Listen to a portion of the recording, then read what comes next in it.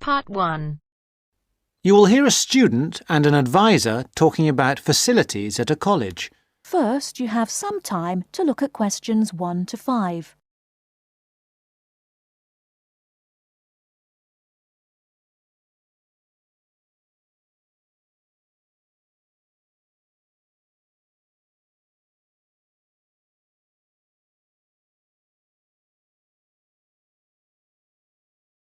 Now we shall begin. You should answer the questions as you listen, because you will not hear the recording a second time.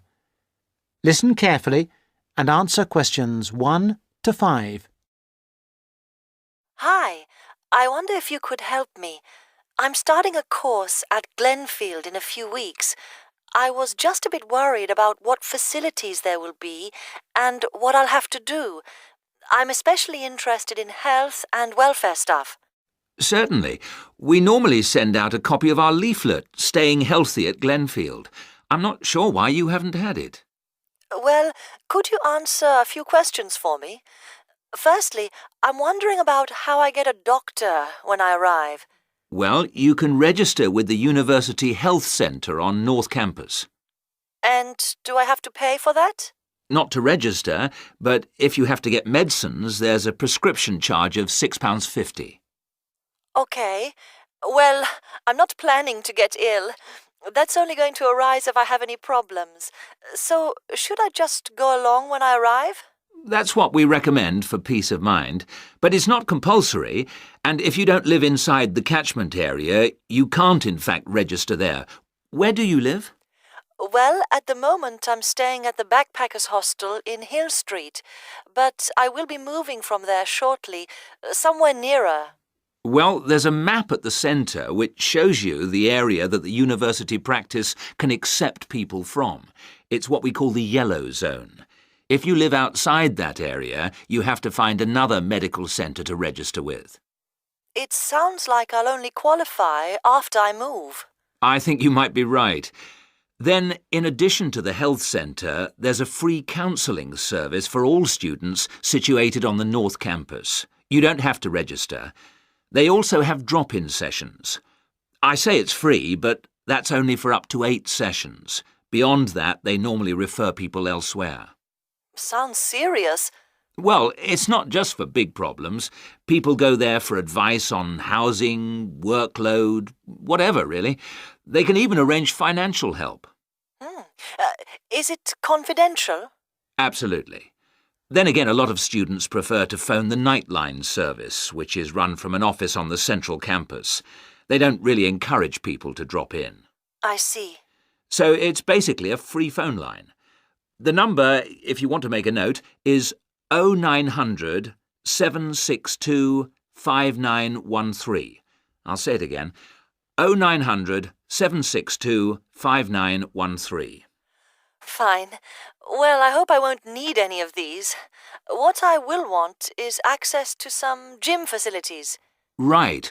Well, you'll find those on the South Campus in the Sports Centre. It's great, but it's not free. You have to present your student card and pay a fee of £22 to get a pass. But that will last you for the whole year. Before you hear the rest of the conversation, you have some time to look at questions 6 to 10.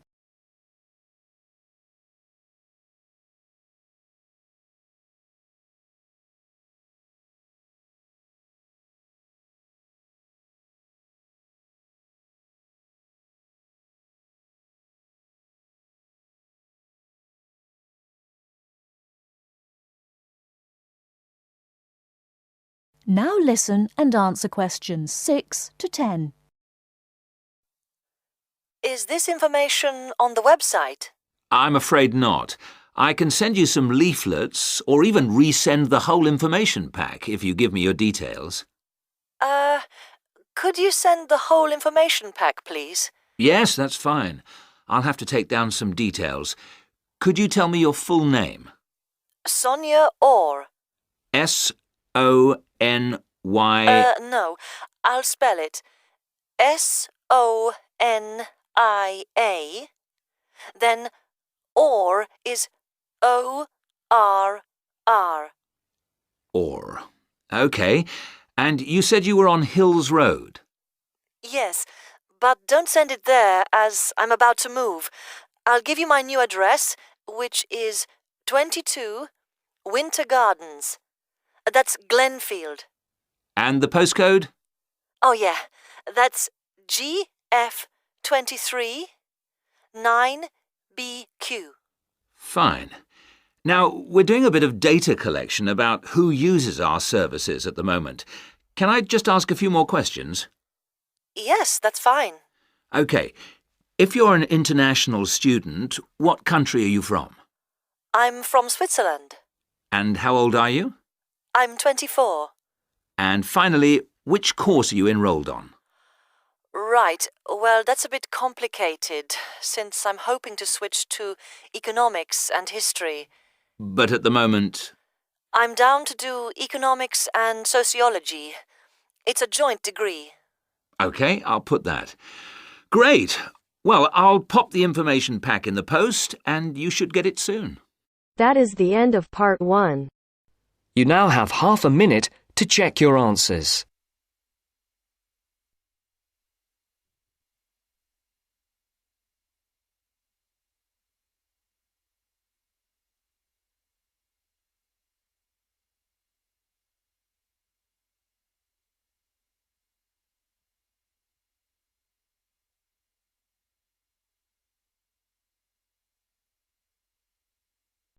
Now turns to part 2.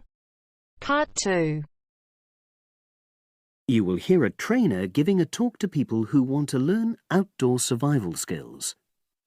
First, you have some time to look at questions 11 to 16.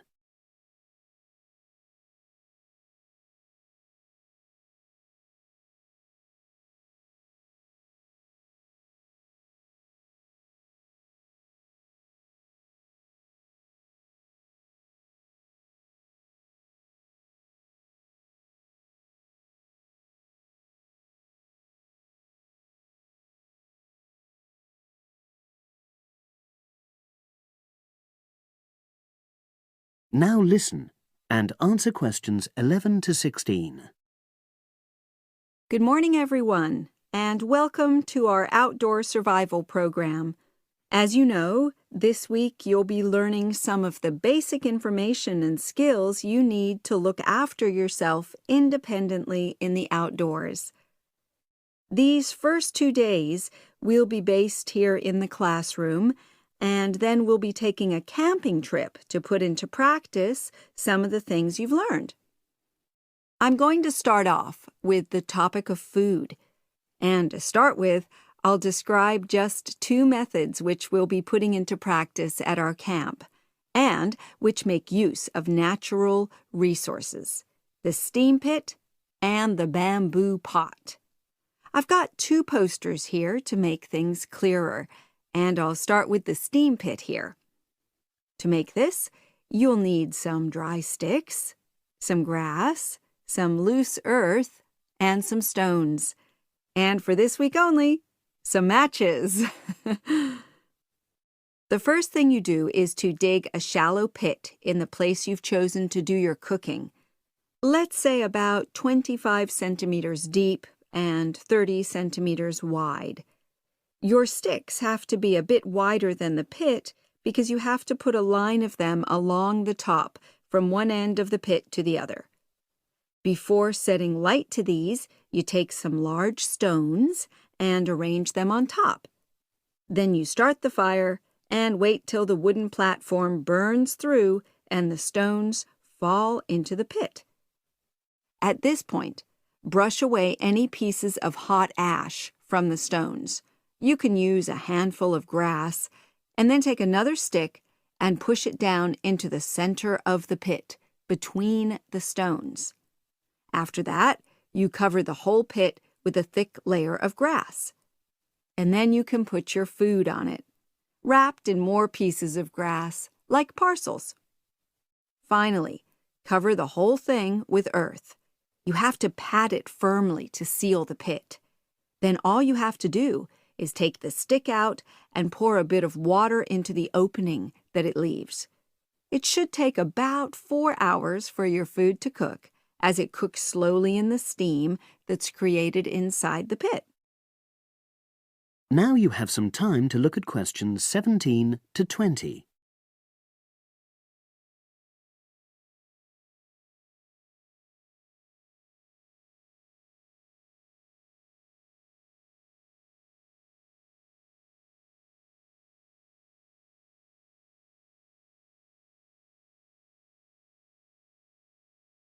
Now listen and answer questions 17 to 20. So, simple but effective. The other method you're going to practice this week is the bamboo oven. Now, the steam pit is ideal in certain conditions because the heat is below ground level. For example, if there's a strong wind and you're afraid a fire might spread. But when it's safe to have an open fire, you can use the bamboo oven method.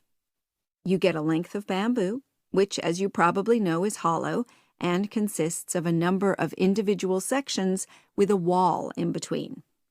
You use a sharp stick to make a hole in each of the dividing walls apart from the end one. Then you lean the bamboo over a fire, with the top propped up by a forked stick and the bottom sitting on the ground. You pour enough water in the top to fill the bottom section, and then light a fire underneath that section to heat the water. Then you put your food inside the top section, and the steam coming up the bamboo through the holes you made cooks it. I'm going to move on now to food itself and talk about some of the wild plants you might cook. I'm going to begin with fungi. That's mushrooms and toadstools. I'm sure you'll be aware that some of these are edible and they're delicious, but some of them are highly poisonous. Now, whether they're poisonous or not, all fungi that you find in the wild should be cooked before eating, because that helps to destroy any compounds in them that might be mildly toxic. But be aware that any amount of cooking won't make poisonous varieties any safer to eat. Unless you can definitely identify a fungus, you should never eat it. It's not worth the risk. And you need to be really sure, because some fungi that are poisonous are very similar in appearance to certain edible varieties. They can easily be mistaken for each other. So, having said all that, fungi are delicious when they're freshly picked, and although they are only moderately nutritious, they do contain minerals which the body needs. I'll move on now to leafy plants, which are generally... That is the end of part 2. You now have half a minute to check your answers.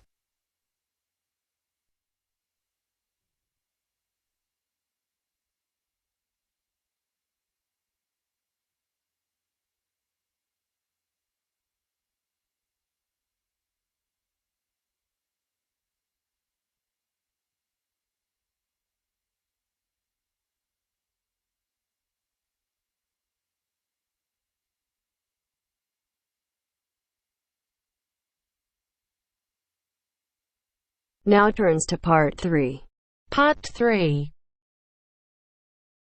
Mr. Jackson, who feels that he is physically unfit, is consulting with his doctor about his health condition. Before you listen to their conversation, you have a chance to read questions 21 to 24.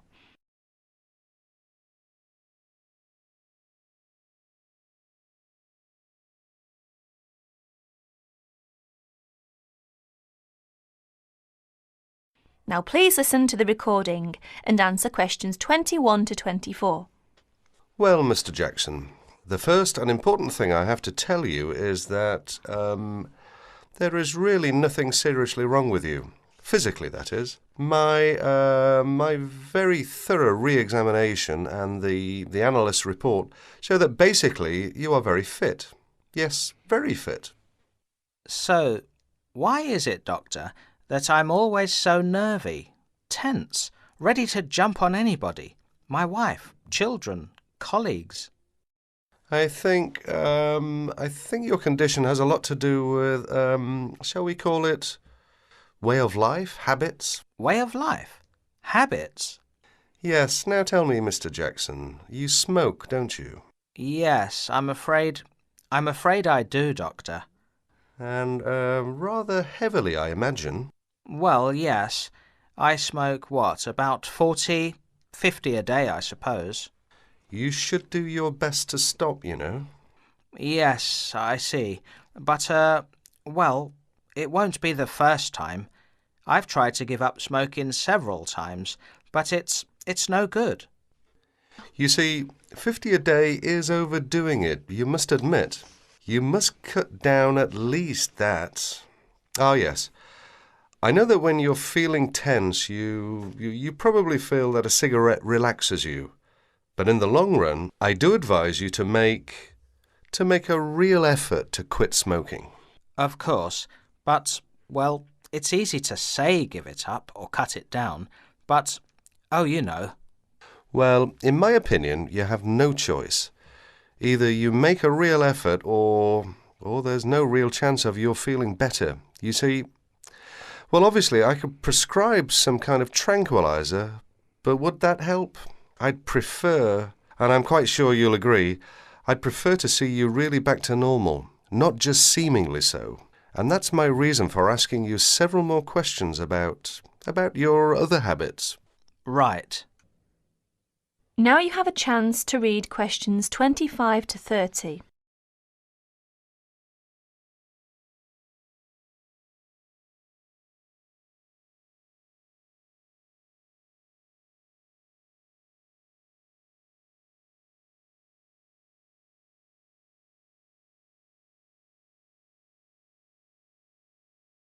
As you listen to more of their conversation, answer questions 25 to 30. Your eating habits, for example. What do you eat normally, during a normal day? Yes, I'm a good eater. Yes, I'd say I'm a good eater. Now let's see. Up at 8 in the morning, and my wife has a good breakfast ready. A good breakfast. The usual. A cereal followed by bacon and eggs with fried bread and perhaps a tomato or two.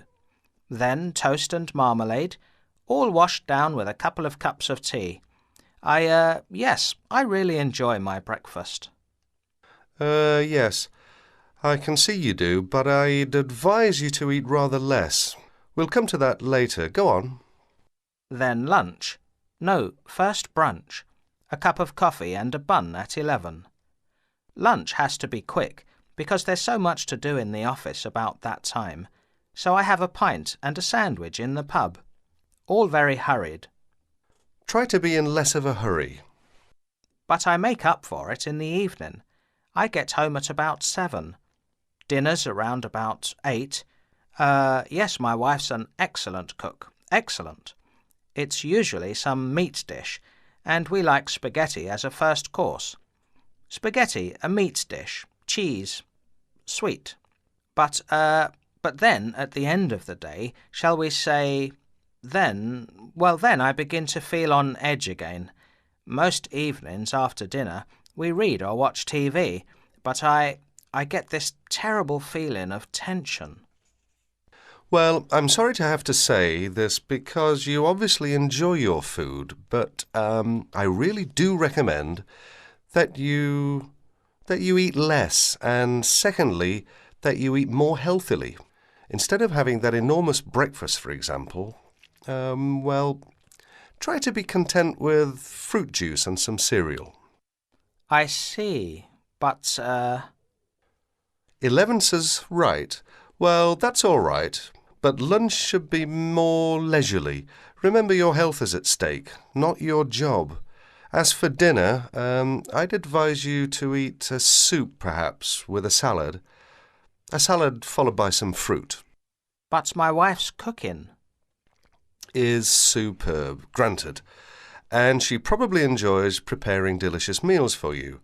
If you like, I'll have a word with your wife. No, that won't be necessary. Thanks just the same, Doctor, but no.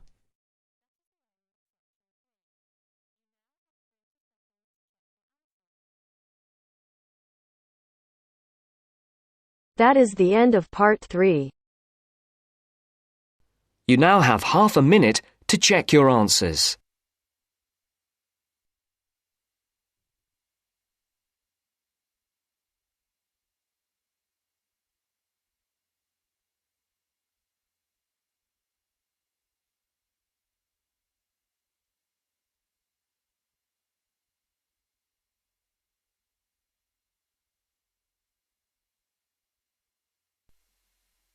Now turns to part 4.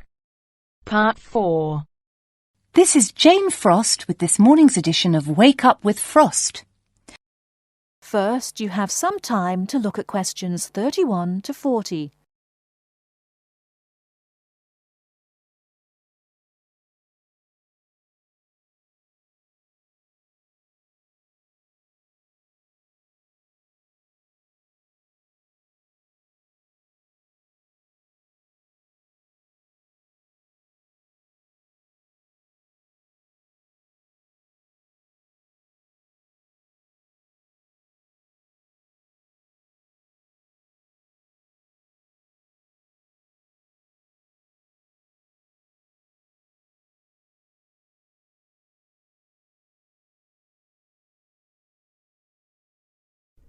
Now, listen carefully and answer questions 31 to 40.